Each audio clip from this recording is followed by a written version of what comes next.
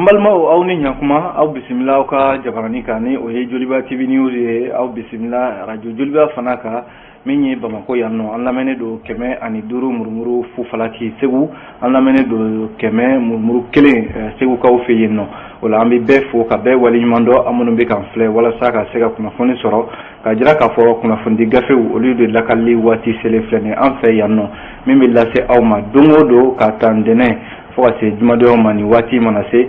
minye kuna fondi gafe wi amanda do lu kono kuma de la ka bama yelema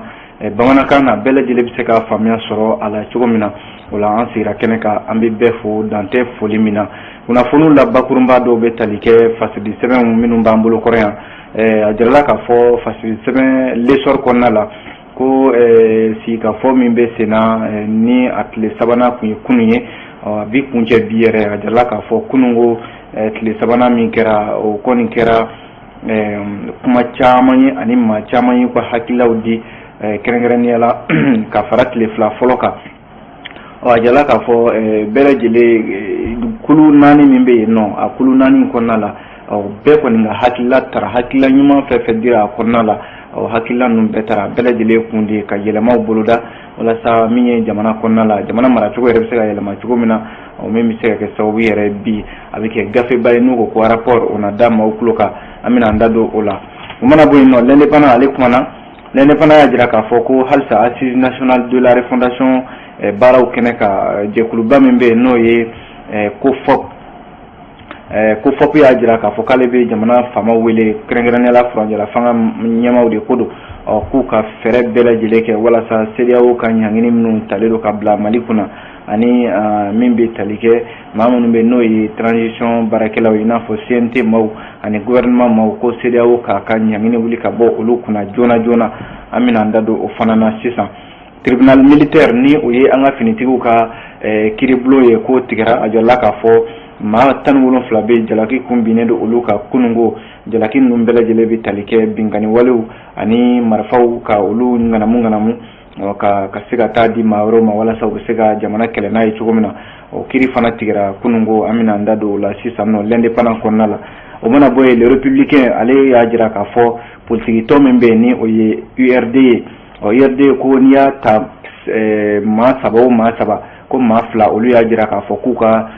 congrès dɔ kɛ n'o ye congrès balana ye min kan ka kɛ janvier kalo tile 16 natɔ in na san 2022 ka sabu kɛ k'u fɛ ka ɲɛma ɲini URD la sabu ko kabi alama hinala Sumela Sise la kabale ntayana ale ka jɔyɔrɔ langoliyalen don maa si tɛ ala bi an bɛna an da don la républicain kɔnɔna la o mana bɔ yen nɔ min ye le soir de Bamako y'a jira k'a fɔ ko k'a bɛ se kalanso caman de ma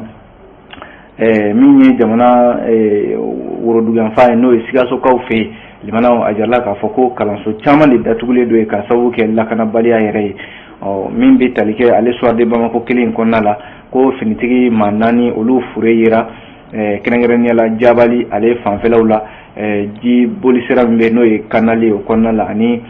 min ye u ka minɛn caman fana ye olu salula ka bɔ ji la an b'a kun cɛ ni min ye o ye Nouvelle Horizon ye limanaw ale y'a jira k'a fɔ n'i ye jateminɛ kɛ Nouvelle Horizon ko min ye polisiw kun ye muso dɔ bɛ yen n'u k'a ma ko Umu Samake limanaw ale ka wulikajɔw de ka bɔ bɔlɔlɔ sanfɛ kosɛbɛ ko syndicat min bɛ polisiw tɔgɔ la n'o y'u ka synergie ye ale kun ye muso in wele bɔgɔ jeninen kan ko nka k'u yafara muso in ma an bɛna an da don a la sisan Nouvelle Horizon ale kɔnɔna la yan'an ka sa o bɛɛ lajɛlen ma limanaw an b'a da u tulo kan k'a fɔ fasidi sɛbɛn l'essor ale de kumana assise ka kosɛbɛ bi a y'a jira k'a fɔ assise nationale de la refondation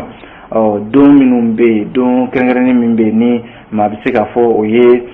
jaabi minnu ni maaw y'u ka hakilila di ka jaabiw fara ɲɔgɔn kan o kɛra kunungo tile 3nan baaraw de la walasa tile 3nan min ye nin n'a kɛra ɲɔgɔn ye belebelebaw de maaw ni ɲɔgɔn cɛ ani maaw ka hakililabaw limanaw ka olu fara ɲɔgɔn kan yɔrɔ tile 2 fɔlɔ min tɛmɛna o kɛra maaw y'u ka hakililaw di hakililaw farala ɲɔgɔn kan kunungo tile 3nan min kɛra nin ye a jala k'a fɔ hakilila ninnu de farala ɲɔgɔn kan limanaw na bi o de bɛ fara ɲɔgɔn kan k'a kɛ gafeba ye ko min ma ko rapport général des assises nationales de la refondation caman kɔni bɛ tali kɛ limanaw yɛlɛmaw de la an ka jamana kɔnɔna la yan jamana maracogo yɛlɛmani ani ka taa se min ye fana min bɛ tali kɛ jamana yɛrɛ bɛ se ka sira ɲuman ta cogo min na o caman de bɛ a ko hukumu kɔnɔna la walasa n'i ye jateminɛ kɛ min ye furanjɛla fanga yɛrɛ ye ale kundama hakɛ kuma kɛra o kan ko hakililaw kɔni bɛ boli min bɛ tali kɛ ka ta kalo 6 ka taa bila san 5 caman y'a jira k'a fɔ ko furanjɛla fanga n'a bɛ mɔnɔbɔ a dɔgɔyalenba o ka kɛ kalo 6 ye n'a cayara o ka kɛ san 5 ye maa caman ka hakililaw bolila o kan hakilila jiginna Assise nationale de la refondation yɔrɔ a kumasen fɔlɔ n'o ye atelier fɔlɔ ye o de bɛ boli kɛrɛnkɛrɛnnenya la refondation yɛrɛ n'o ye jamana yɛrɛ dilancogo jamana bɛ se ka ɲɛ cogo min na a bɛ se ka jɔsen ɲuman sɔrɔ cogo min na o hakililaw bolila o kan o mana bɔ yen nɔ min ye an ka sigidaw ani min ye baarako yɛrɛ ye o fana ye maa caman de ka jɔrɔnako ye an ka jamana kɔnɔna la bi ko kumaw fana bolila o kan o ye atelier 3 maaw ka kumaw ye maa caman fana bɛ yen minnu y'u ka hakililaw di o kan a jirala k'a fɔ maa caman y'a jira k'a fɔ ko dialogue social ani fana min y'an ka foroba baarakɛlaw ye n'o ye fonction publique maaw ye fo ka taa se maaw ka sɔrɔw ani maaw ka hakɛw ani an ka kɛnyɛrɛye cakɛdaw minnu bɛ yen n'olu bɛ jamana kɔnɔ sifinaka minnu b'a ɲini ka baaradaw dayɛlɛ ni kɛnyɛrɛyew don jamana a jirala k'a fɔ ko jamana kan ka olu dɛmɛ ka u duruntu olu kɔrɔ k'olu dɛmɛ walasa an ka sigida yɛrɛ bɛ se ka diya cogo min na min ye ɲɛtaa yɛrɛ ɲɛtaa badabada a jirala k'a fɔ an ka sigidaw n'o ye jɛya walew n'a ɲɔgɔnnaw ye maa caman y'a jira k'a fɔ ko baara dɔ ka boloda n'o ye programme dɔ ye min bɛ se ka kɛ sababu yɛrɛ ye an ka sigidaw limanaw olu bɛ se ka jɛya cogo min na sabu n'i y'a mɛn sigi ka di o y'a sɔrɔ sigida jɛyalen don ka taa se hali kalankow ma a jirala k'a fɔ da donna o fana na min ye atelier 3 maaw olu ka kɛnɛ ka yen nɔ caman y'a jira k'a fɔ ko min y'an ka kalanko ye limanaw gouvernement kan ka fɛɛrɛ dɔ de tigɛ fɛɛrɛ min bɛ se ka kɛ sababu ye ka baara boloda dɔ n'o ye programme dɔ fana ye k'o bila o ko siratigɛ la fo ka taa se n'i y'an ka kungo kɔnɔnaw fana lajɛ limanaw kungo kɔnɔna ninnu yɔrɔ bi jiri caman de bɛ yen minnu bɛ ka tigɛ min bɛ ka dɔ fara ja kungow kan maa caman fana ka hakilila bolila o kan ko programme dɔ fana ka bila o ko siratigɛ la walasa min ye an ka kungow ye olu bɛ se ka lakana cogo min na fo ka taa se fana n'i ye jateminɛ kɛ limanaw jɛkulu min bɛ yen n'o ye groupe numéro 2 ye olu fana ka kumaw bolila bɛn ani tɛgɛdi ɲɔgɔnma ani sigi yɛrɛ bɛ se ka diya maliden yɛrɛ damaw ni ɲɔgɔn cɛ cogo min na fo ka taa se bɛnkan sɛbɛn n'o ye accord de paix ye ale fana lawaleyali baaraw ko ka sigi o fana kunna k'a lajɛ min ka ɲi a la min man ɲi a la ka o bɔ ɲɔgɔn na fo ka taa se fana min ye kɛlɛcɛ kɔrɔw ye jamanaw kɛlɛcɛ kɔrɔ minnu bɛ yen n'o ye ex combattants ye olu fana ka cogoya o fana ka lajɛ o kuma kɛra groupe D maaw olu ka kulu kɔnɔna la yen nɔ limanaw ni jateminɛ kɛ min ye processus min bɛ yen n'o ye baara boloda ye min bɛ maramafɛnw minɛni ani ka kɛlɛcɛ kɔrɔw k'olu don armée kɔnɔna la ko min ma ko DDR démobilisation désarmement et réinsertion limanaw a jirala k'a fɔ kɛlɛcɛ kɔrɔ minnu b'a kɔnɔna la maa caman ka kuma la ko olu ka ni marifa minɛna u la limanaw u ka bila sira ɲuman kan ani kalan ɲuman ka kɛ u kunna wa kalanso yɛrɛ ka se ka dayɛlɛ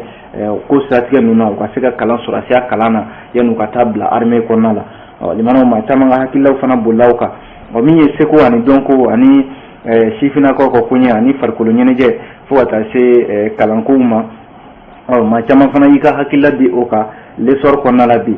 ko min ye seko ni dɔnko siratigɛ la an ka jamana kɔnɔna la yan caman y'a jira k'a fɔ ko kalansoba dɔ ka dilan n'o ye université dɔ ye min bɛ se ka kɛ ɲininiw bɛ se ka kɛ yɔrɔ minnu na min bɛ se ka kɛ sababu ye an ka seko n'an ka dɔnko jamana o bɛ se ka yakubaya cogo min na ka fara o kan atelier 4 mɔgɔw min bɛ tali kɛ o ɲɛmaaya bɛ professeur Jean Bosco Konare ale bolo ale y'a jira k'a fɔ ko tile 2 min tɛmɛna nin jamana u ka maa caman kɔni ka hakilila di hakilila minnu bɛ yen ni a hakililaw caman ka ɲi kosɛbɛ wa a bɛ se ka kɛ don nataw la jamana jɔli kuma bɛ se ka bɔ a kɔnɔna la min ye seko ni dɔnko ye an y'a fɔ ten limanaw ale bɛ se ka ɲɛtaa sɔrɔ cogo min na kuma kɛra o kan an ka bolola baarakɛlaw olu ka baara o bɛ se ka don ba la cogo min na an ka bolola baarakɛla minnu bɛ Mali kɔnɔ n'o artisan ye limanaw ko ba ka don u ka bolola baaraw la n'i y'a mɛn ko limanaw yanni ka kale tiɲɛ wali sinɛni n'a fɔ sinɛni ɲɛkɔrɔ bamusokɔrɔba min b'i bolo limanaw k'i wasa don o la an ka bolola baarakɛla minnu bɛ Mali kɔnɔna la yan u bɛ fɛn minnu dilan ko a ka lajɛ olu fana ka don ba la u fana ka kɛ sanfɛ an ka jamana kɔnɔ a kana bɔ ka taa jamana wɛrɛw la sabu olu bɛ nafa sɔrɔ a la a bɛ san an minnu fɛ yan olu anw fana bɛ nafa sɔrɔ a la wa limanaw kuma caman kɛra o kan ka taa se min ye an ka kalanko ye limanaw kumaw fana carila o kan kosɛbɛ maa caman y'a jira k'a fɔ ko sigikafɔ belebeleba dɔ n'u kama ko états généraux sur l'éducation limanaw k'u ka sigi walasa lakɔli karamɔgɔw kalanko yɛrɛ cogoya baccalauréat bɛ kɛ cogo min na ani lakɔli karamɔgɔw bɛ taga don lakɔli karamɔgɔya la cogo min na limanaw hali an ka kanko min n'o bɛ senna nin ye n'a fɔra ko an ka baara kɛ n'an ka kanw ye a jarala caman y'a jira k'a fɔ ko ka nko n'o ye sɛbɛnni ko ye ko don an ka baara kɛ cogoyaw la k'o bɛ se ka kɛ sababu yɛrɛ ye limanaw gɛlɛya min bɛ an na kanko la k'o bɛ se ka bɔ an senkɔrɔ caman ye fana y'a jira k'a fɔ ko ka fɛɛrɛ ɲini min ye lakɔli karamɔgɔw ka article 39 ko la sabu caman y'a jira k'a fɔ k'o de kɛmɛ ka gɛlɛya caman don an ka kalanko la bi lakɔli karamɔgɔw wulilen don ko fo u ka hakɛw ka di u ma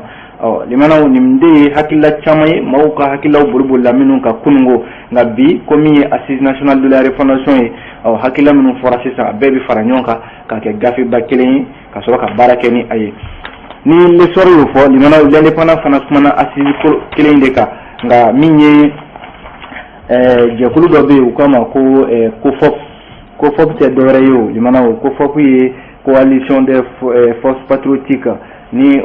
politiki jɛkulu don politiki tɔnw b'a kɔnɔ jɛkulu wɛrɛw b'a kɔnɔna la olu de y'a ɲini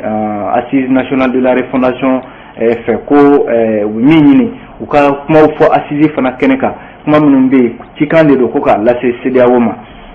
kuma ninnu tɛ dɔwɛrɛ ye dɛ limanaw ko CEDEAO kɛlen don ka Mali gɛrɛntɛ ta ka Mali sɛgɛrɛ bi ko u k'a lajɛ cogo bɛɛ la CEDEAO ka se ka ɲanginiw ta ka wuli ka bɔ Mali kan sabu bi a yelen don k'a fɔ CNT maaw gouvernement maaw CEDEAO kɛlen don k'a fɔ ko olu ka bolola nafolow minnu bɛ jamana wɛrɛw kɔnɔ CEDEAO kɔnɔna la k'u tɛgɛ se ka da u kan ko hali u bɛ taama minnu kɛ ka taa CEDEAO jamanaw kɔnɔ k'o taama ninnu ko o balilen don u la min ye COFAP ye u y'a jira k'a fɔ assise nationale de la refondation min bɛ senna nin limanaw k'u k'a ɲini CEDEAO fɛ u k'a kɛ gafe yɛrɛ de k'a lase CEDEAO ma maa min bɛ COFAP ɲɛmaaya la bi Amadu Abdoulaye Sy a ka kuma la olu kɔni fɛlɛ olu haminaba de ye o ye wa olu b'a ɲini fana min ye kalata baaraw ye ni o ye élection ninnu ye a kɛra wasaden kalata ye o a kɛra jamanakuntigi kalata ye limanaw n'a kalataw ma ɲɛ k'a bɛ kɛ k'a baaraw ka labɛn ni jɛkulu kɛrɛnkɛrɛnnen ye ni o ye min bɛ tali kɛ organe unique de gestion des élections limanaw ko fɔ kumaw ka hamina de ye o fana ye o y'a jira k'a fɔ ko Mali kura ko kuma min bɛ sen na sisan limanaw ko kurukanfuga yɔrɔ kurukanfuga yɔrɔ sariya caman de tara yen nɔ maa caman diɲɛ yɛrɛ kɔnɔna la maa caman bɛ o bɛ ɲɛmada kurukanfuga sariyaw de ma hadamadenya hakɛw lafasali ani bunahadamadenya yɛrɛ taabolo ɲuman yɔrɔ kurukanfuga sariyaw caman bɛ o de kɔnɔna la ko fɔ kumaw ka fɔ la ko n'a ma ɲɛ ko an bɛ an ka jamana jɔsen duurunan n'o ye 5e république ye ko k'o sigi ko an ka sariya sunba min b'an bolo bi ni an kɛlen don ka n'o o kɔnɔna caman bɛ yen Faransi de ka sariya sunba ani o ye kelen ye ko k'a lajɛ ko k'o falen ko k'a ni Faransi ta in k'a bɛɛ lajɛlen bɔ ɲɔgɔn na ko k'a bolomada k'a kɛ kurukanfuga limanaw sariya minnu bɛ kurukanfuga kɔnɔna la ko k'o ta ko k'o don an ka sariya sunba kɔnɔna la ko fɔ kumaw ka kuma la hali sisan u y'a jira k'a fɔ ko min ye minisiriw ye minisiri minnu bɛ yen n'olu bɛ sugandi ka don gouvernement kɔnɔna la limanaw yan'u ka don gouvernement kɔnɔ yan'u ka baara daminɛ jamanakuntigi bɛ kalinka siɲɛ min kɛ n'a ye fanga ta ko o minisiri kelenw fana u ka taa kalinka siɲɛ kɛ min ye an ka sariya sunba min bɛ yen n'o ye cour suprême ye u ka taa kalinka siɲɛ kɛ olu fana ɲɛma ka sɔrɔ ka baara daminɛ a dɔ bɛ dɔ la limanaw bɛ baara kɛ ni sariya ye kunnafoni filɛ limanaw an ye nin bɔ l'indépendant ale kɔnɔna la n'an tora l'indépendant kɔnɔ limanaw ko an ka finitigiw ka kiiribulon min bɛ yen n'o ye tribunal militaire ye ko o kiiriw tigɛra kunungo jarala k'a fɔ maa 17 bɛ yen jalaki de kun binna olu kan olu kun bɛ kiiritigilamaw ɲɛma kunungo jalaki min binna u kan limanaw dɔwɛrɛ tɛ binkani walew finitigi ka kɛ maa ye ka binkani wale ta ka ɲɛsin a maanifinɲɔgɔn ma ani ka marifaw n'o ye maramafɛnw ye limanaw ka olu fana ka olu daraki k'a k'u ta ye ka sɔrɔ ka tiɲɛni kɛ ni a ye limanaw a jarala k'a fɔ o de bɛ senna nin waati in na o kiiriw kɔni tigɛra kunungo min bɛ tali kɛ tribunal correctionnel militaire kunungo araba ko Darsalamkaw fɛ yen nɔ a jarala k'a fɔ affaire 3 bɛ yen minnu bɛ yen ni an y'a fɔ ten olu de kiiri tigɛra min ye maa 19 ye minnu bɛ yen ni jalaki binna olu kan olu kun bɛ kiiri tigilamaw ɲɛma limanaw ni ye jateminɛ kɛ ka fara jalakiliw kan n'o ye binkani wale jalakiliw ye ani maramafɛnw ka olu ndaraki ka taa ni olu ye ko min ye nɛnini walew bɔlɔlɔw sanfɛ a jarala k'a fɔ ko an ka finitigi dɔw fana tɛgɛ tara o ko siratigɛ la a baaraw kɔni kɛra procureur général min bɛ tribunal militaire la n'o ye Sumɛla Bagayogo ye ani fo ka taa se tribunal ɲɛma Namadi Kante limanaw olu kɔni baara ninnu bɛɛ lajɛlen kɛ kunu ka ban pewu ni ye jateminɛ kɛ min ye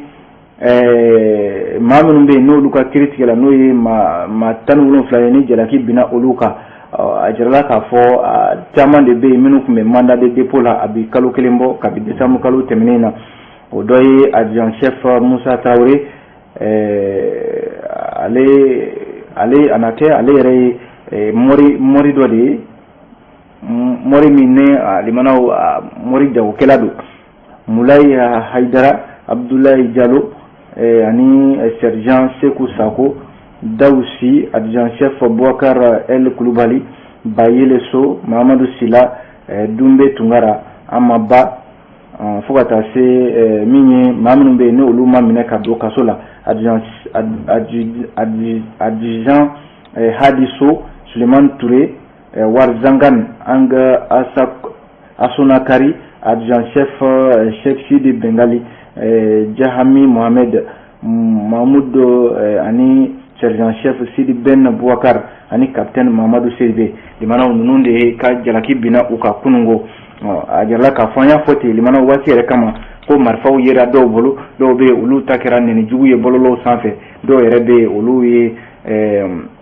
sɔrɔdasiya yɛrɛ tɛnɛ ye min ye n'o ye ka dantɛmɛ wale ta ka ɲɛsin i maanifinɲɔgɔn ma dɔw ka baaraw kɛra o ye kunnafoni filɛ limanaw an ye nin bɔ l'indépendant ale kɔnɔna la n'an bɔra l'indépendant kɔnɔ an bɛ don min ye face de sɛbɛn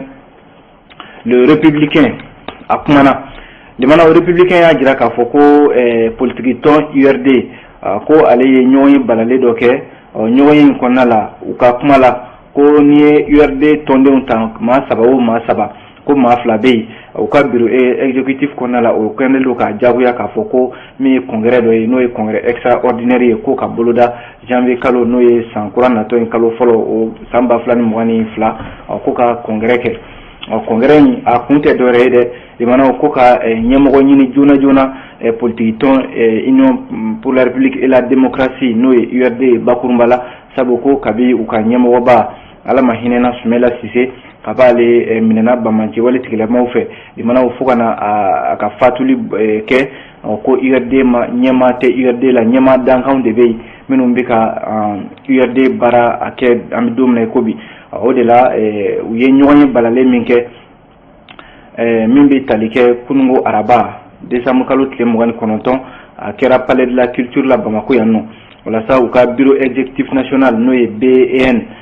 URD tɔgɔ la ale y'a jira k'a fɔ olu tigɛnba kan k'a fɔ n'i ye URD plan 3 ye bi maa 2 bɛ yen olu sɔnna ma walasa ko maa minnu tun bɛ ɲɔgɔn ye kɛnɛ kan yen nɔ n'ale tun bɛ ɲɛmaaya la madame Kulubali Kadiatou Samake ale ye vice présidente ye ka taa se Racine Thiam Amadou Cissé Guagnon Kulubali ani fo ka taa se sifinakaw ka ɲɛmaa ma ni o ye Abdramane Jara ye a n'a ɲɔgɔnna caman limanaw olu de tun bɛ kɛnɛ in kan yen nɔ u ka fɛla tɛ dɔwɛrɛ ye u ko olu bɛ min ɲini URD ɲɛmaa dankan fɛ min bɛ fanga latɛmɛ fanga la bi n'o ye professeur Saliku Sanogo ye limana ku b'a ɲini a fɛ joona a ka congrès dɔ kɛ congrès min ni a yɛrɛ de bɛna taa kɛ o congrès ɲɛmaya a bɛ taa congrès ɲɛmaya la nka o t'a jira k'a fɔ ɲɛmɔgɔ don dɛ ale bɛ taa bila ɲɛmɔgɔya la walasa u ka se ka ɲɛma kura sugandi joona ka se ka Sumela Sise Ala ma hinɛna la limana k'ale nɔna bila joona sabu ka fɔ la kabi Sumela Sise fatura limana fo kana se an bɛ don min ko bi k'a bɛna fɔ politique tɔn in maa min b'a ɲɛmaya la bi n'o ye professeur Saliku Sanogo ye k'a sen tɛ a sɔn tɛ tɔndenw ka kuma ma n'o de ye ka congrès balalen kɛ ɲɛma bɛ se ka sugandi politique tɔn in la cogo min na o de la professeur Saliku Sanogo yɛrɛ jaabili kɛ u ka nin kuma in na a ko lettre min cira ale ma k'a fɔ ko ka congrès kɛ joona joona ko lettre in limana ko ni politique tɔn in sariyaw tɛ taa k'a bɛ sɔsɔliba de ta ka ɲɛsin URD sariyaw ma professeur Saliku Sanogo ko u ye réunion balalen min kɛ ni maaw ye maa caman fɛla de ye ko ka URD ka congrès kɛ ko sariya sɔsɔ do ka ɲɛsin URD politique tɔn sariyaw ma limana min ye URD sifinakaw ka ɲɛmaa ye Abdramane Jara ale y'a jira k'a fɔ ko maa 270 cɛ la ko maa 180 olu de sɔnna ma ko congrès in ka kɛ ko munna ko professeur Saliku Sanogo a tɛ sɔn o ma min ye baaraw bannen kɔfɛ Bakari Fɔnba ale ye secrétaire politique ye URD kɔnɔna la ale ye ɲɛfɔli dɔw kɛ kunnafonidilaw ye ale y'a jira k'a fɔ ko u ka ɲɛma danka fɔlɔ n'ale de bɛ ka URD ɲɛmaya minɛ bi professeur Saliku Sanogo limana k'olu bɛ ka min jateminɛ a la ko a tɛ ka bɔ a nɔ na a tɛ ka baara foyi de kɛ min bɛ ka ɲini a fɛ bi kunnafoni filɛ limana an ye nin bɔ le républicain ale de kɔnɔna la n'an bɔra républicain kɔnɔ an bɛ don min ye face de semaine soir de Bamako ale kɔnɔna na limana lakanabaliya kuma de bi yan a jirala k'a fɔ ko min ye an ka jamana woroduganfanw ye Sikaso mara de ko don limana yɔrɔ Bamaci wale ale bɔra jamana kɔrɔyan fan fɛ ka na cɛmancɛ la sisan kɔni a bɛ jamana fan 14 bɛɛ lajɛlen de fɛ o de la ko Sikaso a bɛ se kalanso 40 ɲɔgɔnna ma minnu datugulen don ka sababu kɛ terrorisiw ka bagabali walew ye an filɛ lahala min kɔnɔna la nin yɔrɔ an y'a fɔ ten min ye jamana cɛmancɛ bɔlen ko ye ka taa kɔrɔnfɛlaw la min ye jamana tilebiyanfanw ye a n'a woroduganfanw limana ko walejugu tigilamaw kɛlen don ka jagoya kow de taga min ye a sigilamaw sɛgɛrɛ a jala k'a fɔ kalanso 41 bɛ yen bi minnu datugulen don Sikaso ale marabolo kɔnɔna la kɛrɛnkɛrɛnnenya la dugu minnu bɛ yen n'o ye Nango ani Dandereso min ye académie d'enseignement min filɛ nin yɔrɔ kofɔlen ninnu na a ɲɛmaaw y'a jira k'a fɔ kalanden maa 85,500 bɛ yen olu tɛ ka se ka taa kalan kɛ bi ka sababu kɛ lakanabaliya ye min ye Yoroso ale marabolo fana kɔnɔna la u ka centre d'animation pédagogique o ɲɛmaa n'o ye Mamadu Berete limana ale yɛrɛ ka fɔ la ko duguncini 2 bɛ yen n'o ye Bura ani Kunbiya ye ko terrorisiw ka bagabali walew cayalen don o yɔrɔ kofɔlen ninnu na kosɛbɛ limana a kɛn bɛ sababu yɛrɛ ye Yoroso marabolo caman de bɛ yen minnu kalansow datugulen don bi kɔsan yɛrɛ la diɲɛ kɛlɛ tɔnba ka bolofara min ɲɛsinnen don kalanko ma UNICEF san 2020 ale ye jateminɛ dɔw kɛ a y'a jira k'a fɔ ko Mali la yan nɔ ko kalanso 1,344 ko datugulen don Mali marabolo cɛmancɛ kɔnɔna la ka sababu kɛ lakanabaliya yɛrɛ ye a tilala k'i kanto tuguni ko san 2021 na marisi kalo tile 31 ko u ye jate laban minnu fana bɔ u y'a jira k'a fɔ kalanso 1,300 limana k'olu fana datugulen don min ye Mali kɔnɔna la yan ka sababu kɛ lakanabaliya ye ni o bɔra yen nɔ limana halisa ale lakanabaliya kelen kɔnɔ ko Jabali mara la a jarala k'a fɔ an ka finitigi maa 4 olu fure yera canal dɔ kɔnɔna la n'o ye jiboli sira dɔ ye min bɛ ɲɔrɔ marabolo kofɔ lasa finitigi 4 limanaw ni a jarala k'a fɔ walejugu tigilamaw de ye jan da u ɲɛ jan min kɛra sababu ye u ka mugu de furuna ni u ye yɔrɔ jate laban minnu kun bɔra soir de Bamako ka kuma la maa 10 ɲɔgɔnna olu de kun banana nka maa 6 b'a la olu ka bana joginda ka jugu kosɛbɛ u y'olu ta ka taa n'olu ye min ye Segu ale dɔgɔtɔrɔso la olu bɛ se ka furakɛ cogo min na ko walejugu in yɛrɛ kɛra Alatona ani u ka dagayɔrɔ finitigiw ka dagayɔrɔ o de ni ɲɔgɔn cɛ a jala k'a fɔ finitigi minnu bɛ yen Makan Kulubali Idrissa Mayiga Adjidjan Bakari Menta ani soldat 2e classe Amadou Togo olu de kɔlɔlɔ sɔrɔ olu de fara nin ko in siratigɛ la a kɛra décembre kalo tile 26 tɛmɛnen san 2021 limanaw kilomètre 20 yani n'a fɔ Jabali ale marabolo kɔnɔna la o mana bɔ yen ko min ye Ansongo fana ye kilomètre 20 ɲɔgɔnna ko finitigiw taara benjan dɔ kɔnɔna la o y'a sɔrɔ u bɛ ka maa dɔw sɛnsɛn ka bɔ Niger ka taa Gawo k'u taara benjan dɔ kɔnɔna la ko nka finitigiw sera ka tajuru sara boloda sabu u ye bamacimaw gɛn fo ka se ka taa tɛgɛ kɛ maa caman na u sera ka maa 2 yɛrɛ bɔnɛ u ni na moto kelen u y'o minɛ ani PM 2 fo ka taa se PKM o kelen ani radio kelen fo ka taa se radio dɔ n'u k'a ma ko radio VHF u y'o dɔ minɛ min y'an ka finitigiw ye ko maa 4 olu joginna limanaw walejugu tigilamaw halisa k'u b'u ka baara de la min ye dantɛmɛ wale ye an ka jamana kɔnɔna la yan nɔ ni kunnafoni b'o o de ko fɔ Soir de Bamako ale de fɛlaw don limanaw an b'a kuncɛ ni min ye teliya yɛrɛ la Nouvelle Horizon ka kuma la ko min y'an ka syndicat minnu bɛ yen n'o ye polisiw ka finitigiw don n'o ye syndicaw ye synergie min bɛ polisiw tɔgɔ la olu de ye plainte kɛ waati dɔ la commune 5 ale tribunal la muso dɔ n'u k'a ma ko Umu Samake ko ka sabu kɛ k'a ye burujali ta ka ɲɛsin finitigi dɔ ma ani nɛni jugu ka ɲɛsin a ma bɔlɔlɔ olu kunnafonidi siraw olu sira fɛ min ye synergie des syndicats de la police a ɲɛmabaw ka kuma lasela Bukari Arama ale kɔni ye tilala ka communiqué dɔ kɛ décembre kalo tile 22 tɛmɛnen limanaw communiqué in kɔnɔna la k'u bɛ jamanadenw ani diɲɛ maa ladɔnniya k'a fɔ ko min ye olu kun ye plainte kɛ Umu Samake ale ka commune 5 ale tribunal la ko nka limanaw ko waati yɛrɛ na cogoya kama jamana na cogoya kama ko plainte k'u y'a sama ka bɔ wa k'u yafara Umu Samake ma Umu Samake maa wɛrɛ tɛw limanaw ko a bɛna fɔ bɔlɔlɔ sanfɛla la a bɛ a ka kumaw ka ca yen kosɛbɛ a bɛ fɔ minnu ma ko activistes o maa ko fɔli ninnu dɔ de don ko a tun bɛ jamana kɔ kan a nanen a na kɛ a ye burujali de ta ka ɲɛsin polisi dɔ de ma polisiw ka syndicat ka sɔrɔ k'a wele bɔgɔ jɛnɛ kan ko nka waati n'a cogoya kama polisiw ko k'u yafara ma plainte k'u y'a retiré an bɛ kunnafoni bila nin kan yan nɔ limanaw k'aw fo ka waleɲuman dɔn an bɛ an dɛmɛbaw fɔ n'o ye AMO ani Kanam maaw ye olu minnu bɛ ka jɛmukan in a dɛmɛ an bɛ an filɛbaw fana fɔ aw fana ye dɛmɛbaw ye kosɛbɛ sabu aw de b'aw sigi ka kunnafoni lamɛn limanaw n'aw tɛ min ye télévision ale fana tɛ an b'aw fo ka waleɲuman dɔn an b'a fɔ a k'an bɛn sini ni Ala sɔnna.